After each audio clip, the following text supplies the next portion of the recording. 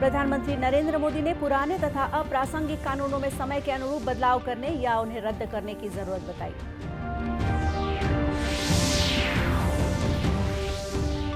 आज पूरा राष्ट्र भारत रत्न पूर्व राष्ट्रपति डॉक्टर एपीजे अब्दुल कलाम को उनकी जयंती पर नमन कर रहा है।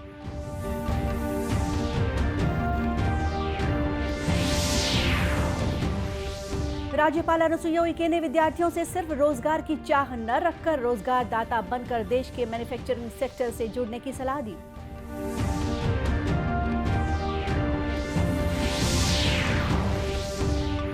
और अंबिकापुर में आयोजित राज्य स्तरीय शालेय क्रीड़ा प्रतियोगिता में दुर्ग जिले के खिलाड़ियों ने पहला स्थान प्राप्त किया।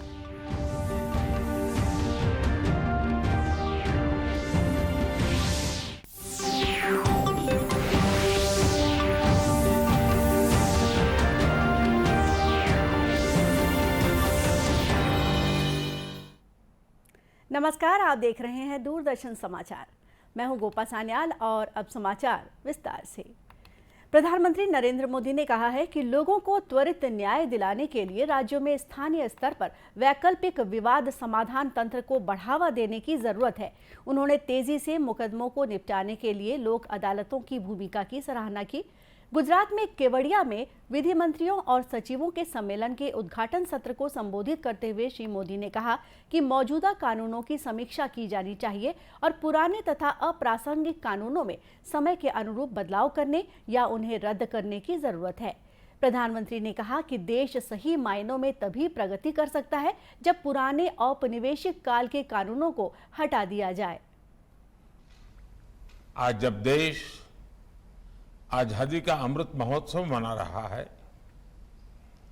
तब लोकहित को लेकर सरदार पटेल की प्रेरणा हमें सही दिशा में भी ले जाएगी और हमें लक्ष्य तक पहुंचाएगी भी। साथियों, हर समाज में उस काल के अनुकूल न्याय व्यवस्था और विभिन्न प्रक्रियाएं, परंपराएं विकसित होती रही है। स्वस्थ समाज के लिए, आत्मविश्वास से भरे समाज के लिए, देश के विकास के लिए भरोसेमंद और त्वरित न्याय व्यवस्था बहुत ही आवश्यक है।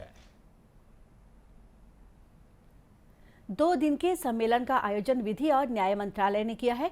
सम्मेलन का उद्देश्य नीति निर्माताओं को भारतीय कानून और न्यायिक प्रणाली से संबंधित मुद्दों पर चर्चा करने के लिए एक साझा मंच प्रदान करना है।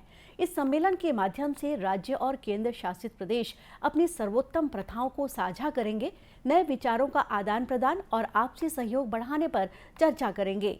न्यायिक प्रक्रिया में तेजी लाने के लिए वैकल्पिक विवाद समाधान तंत्र जैसे मध्यस्थता पर भी सम्मेलन में चर्चा होगी। आज पूरा राष्ट्र मिसाइल मैन के नाम से मशहूर भारत रत्न पूर्व राष्ट्रपति स्वर्गीय डॉक्टर एपीजे अब्दुल कलाम को उनकी जयंती पर नमन कर रहा है। डॉक्टर कलाम की जयंती पूरी दुनिया में विश्व छात्र दिवस के रूप में मनाई जाती है। संयुक्त राष्ट्र संघ ने डॉक्टर एपीजे अब्दुल कलाम को दुनिया भर के छात्रों को प्रेरित करने वाली हस्ती के रूप में सम्मानित करते हुए उनके जन्म दिवस 15 अक्टूबर को विश्व छात्र दिवस के रूप में मनाने की घोषणा की थी। उनका जन्म 15 अक्टूबर 1931 को हुआ था। 21वीं सदी के भारत को समर्थ, सशक्त और सक्षम बनाने में उनका योगदान अतुलनीय रहा है। उनके आदर्श और अनमोल विचार युवाओं के प्रेरणा स्रोत हैं। प्रधानमंत्री नरेंद्र मोदी ने आज पूर्व राष्ट्रपति डॉक्टर एपीजे अब्दुल कलाम की जयंती पर उन्हें श्रद्धांजलि दी। एक ट्वीट में श्री मोदी ने कहा कि एक वैज्ञानिक और राष्ट्रपति के रूप में राष्ट्र के लिए उनके योगदान को हमेशा याद किया जाएगा। छत्तीसगढ़ की राज्यपाल अनुसुईया उइके और मुख्यमंत्री भूपेश बघेल ने भी भारत रत्न डॉक्टर एपीजे अब्दुल कलाम की जयंती पर उन्हें नमन किया है। उन्होंने अपने संदेश में कहा है कि डॉक्टर कलाम ने युवाओं को हमेशा सपनों को अपना दृढ़ संकल्प बनाने के लिए प्रेरित किया। भारतीय अंतरिक्ष अनुसंधान संगठन इसरो इस महीने की 23 तारीख को ब्रिटेन के वैश्विक संचार नेटवर्क वनवेब के 36 उपग्रह एक साथ अंतरिक्ष में छोड़ेगा। 23 अक्टूबर को तड़के 12:07 पर ये उपग्रह प्रक्षेपित किए जाएंगे। यह प्रक्षेपण भारत के सबसे भारी रॉकेट GSLV Mk3 से किया जाएगा। इसे सार्वजनिक क्षेत्र की अंतरिक्ष company new space India limited NSIL ने तैयार किया है। NSIL ने OneWeb के साथ 2 प्रक्षेपण सेवा अनुबंधों पर हस्ताक्षर किए हैं। राज्यपाल अनुसुईया उइके कल नवा रायपुर स्थित निजी संस्थान में आयोजित ICFAI विश्वविद्यालय रायपुर के प्रथम दीक्षांत समारोह में शामिल हुई। इस अवसर पर राज्यपाल ने 23 स्वर्ण और 19 रजत पदक सहित 100 से अधिक विद्यार्थियों को उपाधि प्रदान की। समारोह को संबोधित करते हुए राज्यपाल ने विद्यार्थियों से सिर्फ रोजगार की चाह न रखकर रोजगार दाता बनकर देश के मैन्युफैक्चरिंग सेक्टर से जुड़ने की सलाह दी। साथ ही उन्होंने विद्यार्थियों से अनुसंधान से जुड़कर देश के विकास की संभावनाओं को तलाशने को भी कहा। राज्यपाल ने सभी शिक्षा संस्थानों को राष्ट्रीय शिक्षा नीति के अनुरूप बेहतर शिक्षा की व्यवस्था करने को भी कहा। इस अवसर पर समारोह के विशेष प्रवक्ता इसरो के पूर्व अध्यक्ष और पद्मश्री AS किरण कुमार ने सभी विद्यार्थियों को बधाई देते हुए अपने जीवन के अनुभवों को साझा किया। उन्होंने विद्यार्थियों से कहा कि उन्हें देश को आर्थिक सुपर पावर बनाने के लिए अपने तकनीकी ज्ञान और कौशल को बढ़ाना होगा। राजनांदगांव जिले की ग्राम पंचायतों और नगरीय निकाय को आर्थिक रूप से मजबूत करने तथा उनकी आय को बढ़ाने के उद्देश्य से जिला पंचायत सभागार में छत्तीसगढ़ वित्त आयोग द्वारा संवाद परिचर्चा का आयोजन किया गया। छत्तीसगढ़ राज्य वित्त आयोग के अध्यक्ष सर्जियस मिंज की अध्यक्षता में आयोजित इस बैठक में राजनांदगांव, खैरागढ़, छुईखदान, गंडई सहित मोहला, मानपुर, चौकी जिले के कलेक्टर, अधिकारी और जनप्रतिनिधि शामिल हुए। श्री मिंज ने कहा कि राज्य में प्रजातांत्रिक संस्थाएं सशक्त बन सके, इसके लिए पंचायत और नगरीय निकायों के साथ बैठक आयोजित कर उनसे सुझाव लिए जा रहे हैं ताकि संस्थाओं के वित्तीय प्रबंधन को और बेहतर बनाया जा सके। वित्त आयोग एक ऐसा आयोग है जो पंचायती राज जो हमारी संस्थाएं हैं और या नगरीय निकाय की संस्थाएं हैं उनके सुदृढ़ीकरण के लिए आर्थिक रूप से और उसके जो संचालन के रूप से उसको किस प्रकार से मदद किया जाए उसके लिए काम करती है और एक सरकार को सुझाव देती है, रिपोर्ट देती है। तो उसी के परिप्रेक्ष्य में आज हम लोग एक संवाद करने के लिए आए थे। इस अवसर पर जिला पंचायत के उपाध्यक्ष विक्रांत सिंह ने बताया कि बैठक में ग्राम पंचायतों में आय के स्रोत को बढ़ाने के लिए सार्थक चर्चा की गई।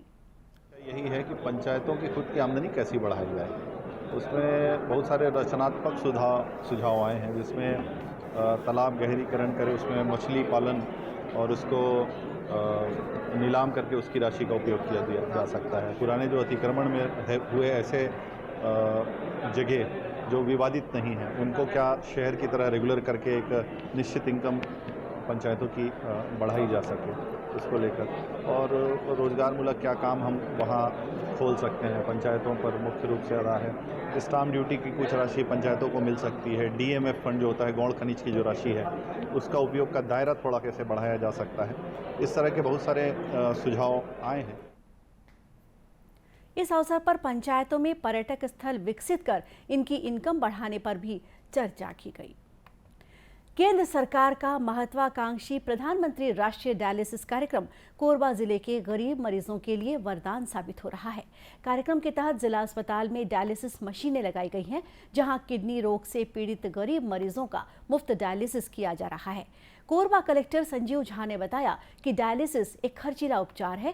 प्रधानमंत्री डायलिसिस कार्यक्रम से जिला अस्पताल में 7 डायलिसिस मशीनें लगाई गई हैं, जिसमें जरूरतमंद गरीब मरीजों को निःशुल्क डायलिसिस की सुविधा अपने ही जिले में मिलने लगी है।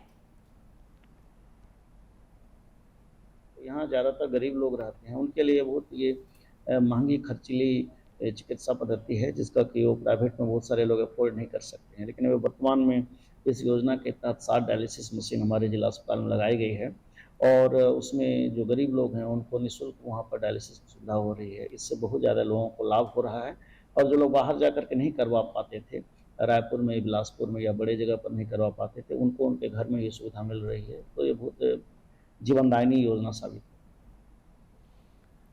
कोरबा के जिला अस्पताल में डायलिसिस सेंटर खुलने के बाद अब तक हजारों किडनी मरीजों को इसका लाभ मिल चुका है। अस्पताल में डायलिसिस कराने पहुंचे मरीज और उनके परिजनों ने बताया कि पहले उन्हें डायलिसिस के लिए बिलासपुर के निजी अस्पताल में जाना पड़ता था, जिसमें काफी खर्च भी होता था। प्रधानमंत्री राष्ट्रीय डायलिसिस कार्यक्रम ने उनकी सारी चिंताएं दूर कर दी हैं। नहीं लग रहा, हमको 1 रुपये खर्चा नहीं लग रहा और सर और स्टाफ लोग बहुत बढ़िया व्यवहार करते हैं। पहले हम लोग 3-4 हज़ार खर्चा बैठता था, कार में जाते थे बुकिंग करा के और वहाँ अपोलो में डायलिसिस करवाते थे। मम्मी को लेके आती हूँ मैं, कटघोरा से आती है वो, डायलिसिस के लिए हम लोग आते हैं। करीबन 1 साल हो गया आते हुए हम लोगों को। यहाँ की सुविधा बहुत अच्छा है, यहाँ के डॉक्टर भी बहुत अच्छे हैं, अच्छा सुविधा मिल रहा है हम लोगों को, निःशुल्क है और अच्छा है कि फ्री में हो रहा है हम लोगों का भी डायलिसिस। और सरकार को धन्यवाद करना चाहती हूँ मैं, जो सुविधा अच्छे से दे रहे हैं। गौरतलब है कि गरीबों को निःशुल्क डायलिसिस सेवाएं प्रदान करने के लिए राष्ट्रीय स्वास्थ्य मिशन के तहत 7 अप्रैल 2016 को प्रधानमंत्री राष्ट्रीय डायलिसिस कार्यक्रम शुरू किया गया था। इस योजना में APL रोगियों के लिए भी रियायती दरों पर डायलिसिस सेवाओं का लाभ उठाने का प्रावधान किया गया है। कोरिया जिले में कल भूकंप आने से कठगोड़ी क्षेत्र के गांव में 3 मकान क्षतिग्रस्त हो गए। वहीं 1 दर्जन से अधिक घरों की दीवारों में दरार आ गई। इसके बाद चिंतित ग्रामीणों ने कठगोड़ी खदान कार्यालय का घेराव कर मुख्य गेट पर ताला लगा दिया। इससे खदान का कार्य घंटों प्रभावित रहा। मामले की सूचना मिलते ही SDM अमित सिन्हा, SDOP कविता ठाकुर और प्रशासनिक अमला पहुंच गया। अधिकारियों की समझाइश के बाद ग्रामीणों ने अपना आंदोलन खत्म किया। कॉलोनी प्रबंधन ने ग्रामीणों को सड़क, बिजली, पानी और अन्य आवश्यक सुविधा उपलब्ध करवाने का आश्वासन दिया। ये जो डैमेज हुआ है ये भूकंप से हुआ है। हम लोग इमीडिएट एक्शन लिए, हम लोग आए, बात किए, लोग को समझाए। जो डैमेज हुआ है वो माइनिंग का एक्टिविटीज का साथ कोई रिलेशन नहीं है। ये जो हुआ है नेचुरल एक्टिविटीज है, नेचुरल कैलामिटीज है, इसका साथ माइनिंग एक्टिविटीज का कोई रिलेशन नहीं है। इसके बाद वो लोग कुछ मांग किया है। ये लोग था सुबह 6 बजे से था यहाँ पर जमायत हुए थे, तो हम लोग आए, हमारा साथ madam, DSP madam, SDM sir थे यहाँ पे। हम लोग कुछ डिमांड दिया है, वो डिमांड से हम लोग देखे, जो डिमांड इमीडिएट एक्शन है, इमीडिएट हम लोग उसको पूरी करेंगे। गौरतलब है कि जब कभी भी बैकुंठपुर क्षेत्र के अंतर्गत भूकंप के झटके आते हैं, सबसे ज्यादा कटगोड़ी क्षेत्र प्रभावित होता है। कटगोड़ी में भूमिगत खदान कई वर्षों से संचालित हैं।